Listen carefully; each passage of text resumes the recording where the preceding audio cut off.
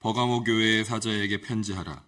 좌우에 날선 검을 가지신 이가 이르시되 네가 어디에 사는지를 내가 아노니 거기는 사탄의 권좌가 있는 데라. 네가 내 이름을 굳게 잡아서 내 충성된 증인 안디바가 너희 가운데 곧 사탄이 사는 곳에서 죽임을 당할 때에도 나를 믿는 믿음을 저버리지 아니하였도다. 그러나 내게 두어 가지 책망할 것이 있나니 거기 내게 발람의 교훈을 지키는 자들이 있도다. 발람이 발락을 가르쳐 이스라엘 자손 앞에 걸림돌을 놓아 우상의 제물을 먹게 하였고 또 행음하게 하였느니라. 이와 같이 내게도 니골라 당의 교훈을 지키는 자들이 있도다. 그러므로 회개하라. 그리하지 아니하면 내가 내게 속히 가서 내 입의 검으로 그들과 싸우리라. 귀 있는 자는 성령이 교회들에게 하시는 말씀을 들을지어다. 이기는 그에게는 내가 감추었던 만나를 주고 또 흰 돌을 줄 터인데 그 돌 위에 새 이름을 기록한 것이 있나니 받는 자 밖에는 그 이름을 알 사람이 없느니라. 아멘. 에베소 교회와 서머나 교회에 이어서 오늘 본문은 버가모 교회에 대한 말씀입니다. 큐티인에서 도움말로 설명하는 내용에 버가모는 살아있는 황제를 위해서 신전을 처음으로 건축한 도시로 알려져 있습니다. 주님은 이처럼 로마 황제 숭배와 다른 우상들의 숭배가 만연할 수밖에 없는 배경을 가진 버가모를 사탄의 권자가 있는 곳이라고 말씀하십니다. 이렇게 믿음을 지키기 힘든 곳에 버가모 교회가 있다는 것을 주님은 아십니다. 그 상황에서도 주의 이름을 굳게 잡고 믿음을 저버리지 않는 버가모 교회를 주님께서 칭찬하십니다. 그 중에서도 황제 숭배를 거부하다가 불에 달군 노쇠통 안에서 죽임을 당한 안디바의 믿음을 언급하시면서 그를 주님의 충성된 증인이라고 말씀하십니다. 초대교회에서 예수 그리스도의 십자가와 부활을 보고 들음으로 그 일에 대해 증인이 된다는 것은 곧 죽임을 당할 수 있다는 것을 의미했습니다. 그래서 초대교회의 등장 이후에 증인이라는 단어가 순교자라는 단어로 함께 쓰이게 되었습니다. 버가모 교회의 믿음은 정말 대단한 믿음이었습니다. 죽음의 위협이 있어도 결코 포기하지 않는 믿음, 예수 그리스도의 십자가와 부활을 굳게 믿는 믿음, 이 땅에서의 생명이 끝이 아니라는 믿음, 예수 그리스도께서 부활하신 것처럼 우리도 부활한다는 믿음, 영원한 하나님 나라에 대한 믿음, 이러한 믿음을 말로만이 아니라 행동으로 나타내는 교회가 버가모 교회였습니다. 하지만 이렇게 믿음의 훌륭한 본을 보인 버가모 교회에도 주님께서 책망하실 모습이 있었습니다. 그것은 바로 발람의 교훈, 니골라 당의 가르침을 지키는 자들의 모습이었습니다. 발람은 민수기 22장부터 24장에 등장하는 선지자입니다. 그는 하나님의 선지자였지만 재물과 지위에 대한 욕심으로 모압을 위해서 이스라엘을 저주할 수 있는 방법을 찾으려고 애쓰면서 심지어 하나님께 제사를 드리면서 하나님의 뜻이 바뀌기를 기대했었던 선지자였습니다. 하지만 하나님께서는 그 뜻을 바꾸시지 아니하시고 발람이 이스라엘을 저주하지 못하게 하시고 오히려 계속해서 축복하게 하십니다. 자신의 뜻대로 일이 잘 이루어지지 않게 되자 발람은 악한 꾀를 내어서 이스라엘 백성들이 우상 숭배의 자리에서 음행을 하도록 유도를 하게 됩니다.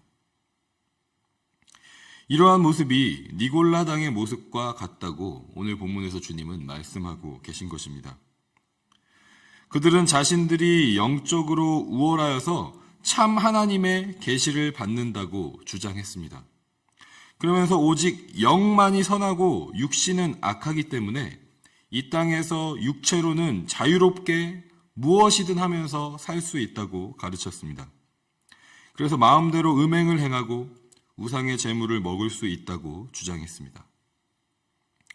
앞서서 에베소 교회는 이 니골라당의 행위를 미워했기 때문에 칭찬을 받았는데 오늘 버가모 교회에는 니골라당의 가르침을 따르는 자들이 있었다고 주님께서 말씀하고 계신 것입니다. 버가모 교회는 한편으로 죽음의 위협 가운데에도 믿음을 지키는 순교의 믿음의 본이 되었지만 다른 한편으로는 니골라당의 가르침을 따름으로 음행과 우상 숭배를 일삼는 모습도 있었던 것입니다. 충성된 증인, 순교자 안디바의 믿음을 통해서 버가모 교회 공동체가 함께 칭찬을 받았고 니골라당의 교훈을 지키는 자들로 인해서 버가모 교회 공동체가 함께 책망도 받고 있는 것입니다. 여기서 우리가 다시 한번 깨닫게 되는 것은 믿음에는 개인적인 측면만 있는 것이 아니라 반드시 공동체적인 측면이 있다는 것입니다. 내 믿음만 잘 지키면 될 것 같은데 결코 그렇지 않습니다. 공동체의 도움이 없이는 나의 믿음도 온전할 수가 없습니다. 부모님의 신앙, 교회 안의 믿음의 선배들의 신앙이 없이는 나의 믿음이 성장할 수 없고 올바른 방향으로 갈 수 없다는 것을 우리는 너무나도 잘 알고 있습니다. 서로가 함께 믿음의 길을 걸어갈 때 공동체가 같이 믿음을 지킬 수 있는 것입니다. 누군가의 믿음은 다른 누군가에게서 믿음의 열매를 맺고 사랑도 소망도 희생도 헌신도 또한 섬김도 반드시 다른 사람에게서 열매를 맺고 자라게 됩니다. 이와 마찬가지로 죄와 연약함도 개인의 측면에서 머무르지 않습니다. 누군가의 연약함과 악함은 공동체의 아픔과 연약함으로 드러나게 됩니다. 나만 건강하면 된다는 생각, 나만 거룩하면 된다는 생각은 하나님의 말씀에 어긋나는 생각입니다. 그래서 오늘 주님께서는 버가모 교회 공동체 전체에게 회개하라고 말씀하고 계십니다. 니골라당의 교훈을 지키는 자들에게만이 아니라 그들과 한 몸을 이룬 전체 교회 공동체에게 회개하라고, 돌이키라고 말씀하고 계십니다. 한편으로는 순교의 믿음이 있을지라도 다른 한편으로는 우상 숭배의 죄를 짓는 연약함이 우리에게 있습니다. 각자 개인의 신앙에서도 본이 될 만한 모습이 있는가 하면 다른 한편으로는 또 연약하고 죄된 모습들이 우리에게 있습니다.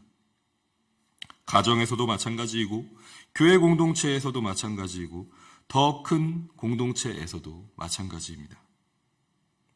그래서 오늘 본문을 통해 주님은 우리에게 함께 회개하라고 말씀하십니다. 나의 죄가 공동체의 죄가 되고 공동체의 죄가 곧 나의 죄가 됩니다. 우리를 한 몸을 이룬 교회로 부르셨기 때문에 나는 공동체의 죄를 함께 회개해야 하고 공동체도 나의 죄와 연약함을 위해서 함께 기도하는 것입니다. 그리고 무엇보다 우리에게 소망이 되는 것은 한 몸을 이룬 우리의 머리가 되시는 분이 예수 그리스도시라는 사실입니다. 좌우에 날선 검을 가지신 주님께서, 우리의 머리가 되시는 주님께서 그 예리한 말씀의 검으로 우리의 혼과 영과 관절과 골수를 찔러서 쪼개시며 우리의 마음과 생각과 뜻을 감찰하시고 새롭게 하시는 분이시라는 것입니다. 우리가 함께 서로의 죄와 연약함을 품고 회개하며 기도할 때 우리를 주의 말씀으로 오늘도 새롭게 하실 줄 믿습니다.